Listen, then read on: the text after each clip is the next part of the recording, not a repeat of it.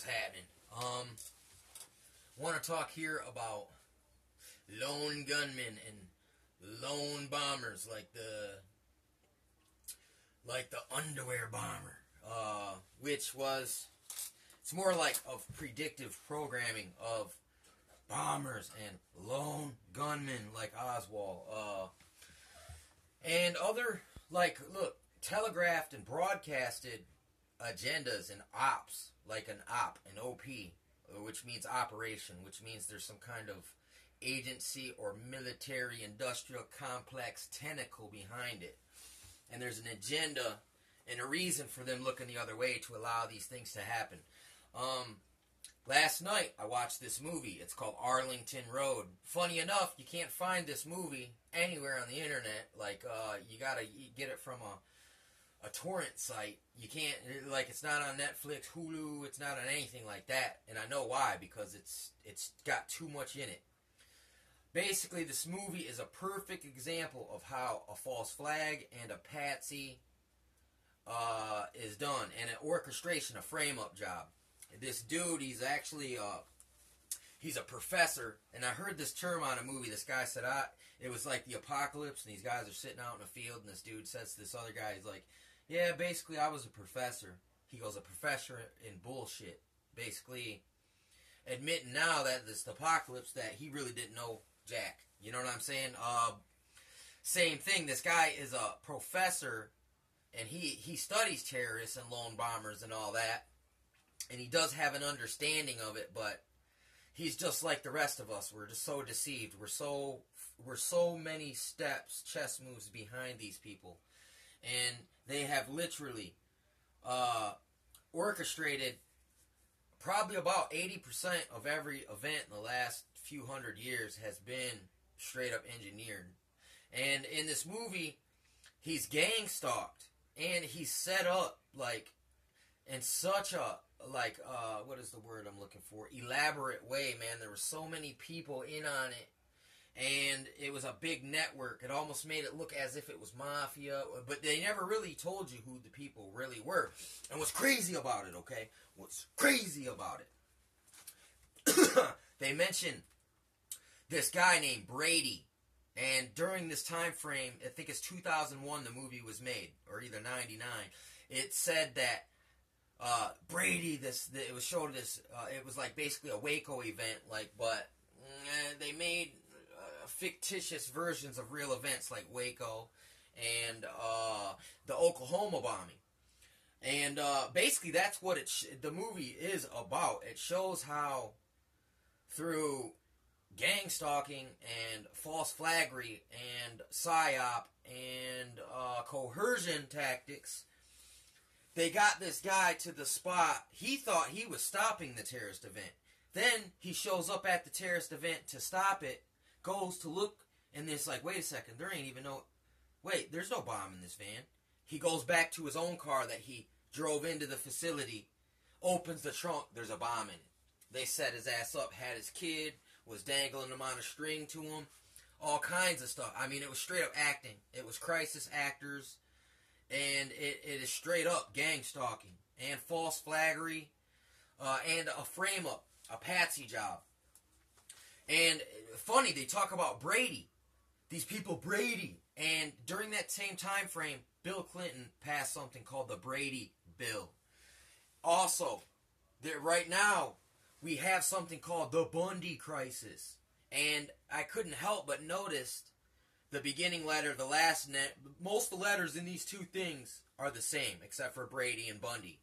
And the dude in the movie, the terrorist, the false flagger, the psyoper, the patsier, the frame-up guy, he attacked the BLM, the Bureau of Land Management, and he said that they took his father's water. And it's just really, it's really crazy how much stuff they had in it. There's all kinds of symbolism in it. All kind, like when he goes to this dude, he goes to this party, and it's his neighbor, the frame up guy. What the heck? I can't remember what the guy's name is, but he was the dude from man, what the heck is the name of that movie, man? the movie about prison, man. It had Morgan Freeman in it, and his name was Andy Dufresne, I think. Anyway, Jeff Bridges, I think his name is too. He comes to this party, and he goes in the party, and he looks around, and it's all the gang stalkers doing all these operations on him. And they're in there, and then basically the dude's like basically comes, puts his arm around him, roughs him up, slaps him up, says, "Layla, you're gonna do what we tell you to do." And everyone's laughing, and as he's leaving, it shows on the shadow there's a upside down pentagram on the wall as he leaves. So I wonder if they're alluding that it's a satanic network that is actually causing the real bombings, but they're patsying and framing up people to basically initiate some kind of dramatic political shift towards security and safety, which we know in the Bible, whenever they say safety and security, beware. Whenever they say peace, peace, beware. The destruction is near. And we live in such a time as that. I mean, even if it's 10 years from now, the mass destruction, it was still near to us here now. You know what I'm saying? And if it's a month from now, how near is that? But there is connections to the Bundy land management, to a false flag, to a coercion, to even his wife was an FBI agent, and he didn't know it, and undercover. Wait, no, maybe not. Maybe his wife that was killed. So maybe I got that wrong there. But his girlfriend looked like she got murdered by the cabal of conspirators, the Arlington Road group. You know what I'm saying? Which the head guy was, he attacked when he was 16, supposedly, the Bureau of Land Management. And there's a Bundy connection through Brady, the Brady Bill. Same time frame, Janet Napolitano, Bill Clinton, they did Waco. And they also, Timothy McVeigh said they had a microchip shoved up his where the sun don't shine. And they basically, he claimed that they patsied him. But I seen a video where it showed a guy working on a tank years after this happened, and it was Timothy McVeigh in there. And it's crazy how local, again, Timothy McVeigh is. I mean, that's like you go to Vienna Road here, which is a few miles away, drive about 20 miles to the west, and supposedly that's where the Timothy McVeigh, where they engineered, you know, where they had their little base of thinking operation, basically, out that way. So it ain't far. Just like the Kathy O'Brien said that the Eastern Michigan pornography militia was in on this sex trafficking. And there is many, I've seen many sex trafficking rings busted in Michigan, and child porn operations busted as well. I mean, at least on the media. I don't know if these are just psyops, if it's real. I don't know anymore. I just go off what they say. Even if it's fake, somebody believes it's real, so it's still out there in the collective consciousness. You know what I'm saying? It's the construct of these. What there is, it's like projecting a shadow on the wall and trying to convince someone that it's the shadow, not the hand causing the monster. You know what I'm saying? But it's really the hand projecting a monster on the wall, and people believe the shadow as opposed to the hand in front of the light. You know, they make these boogeymen, and this movie was a great example of how they false flag someone.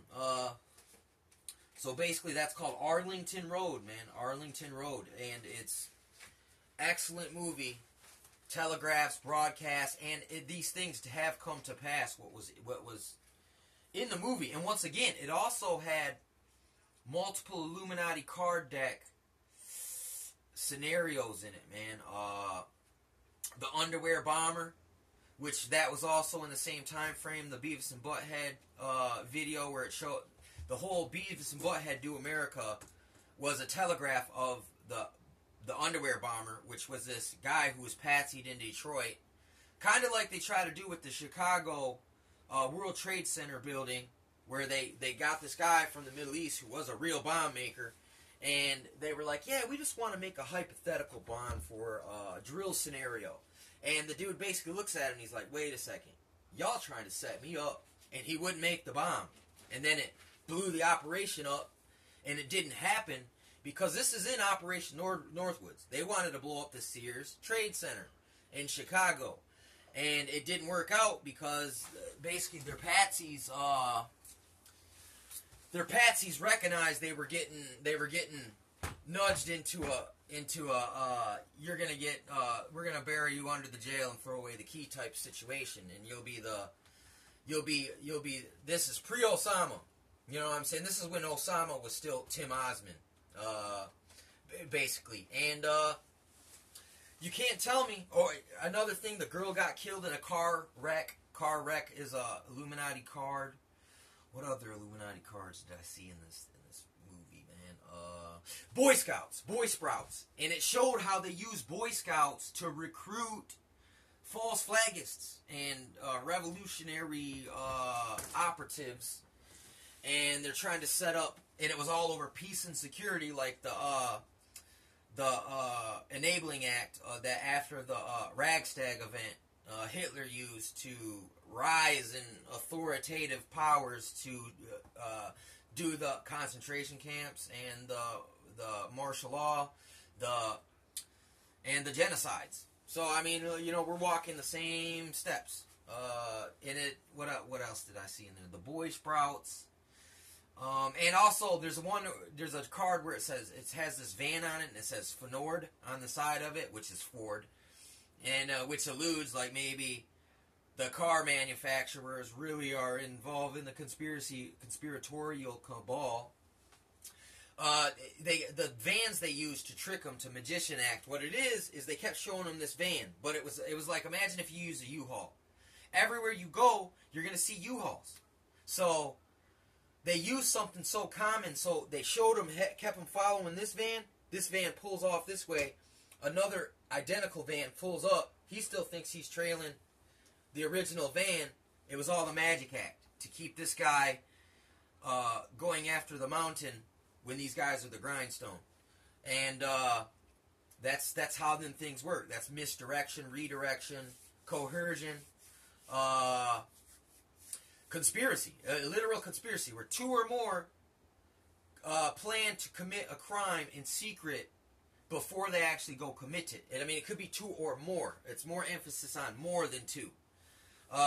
Because if you look, it's literally, it's a lot of times these conspiracies are so vast, but yet the conspirators a lot of the time the same way. You look at the pyramid, each brick thinks it's the whole pyramid, but in all actuality, incrementally it's cut off from the other tentacles, the other factions hoisting up the whole.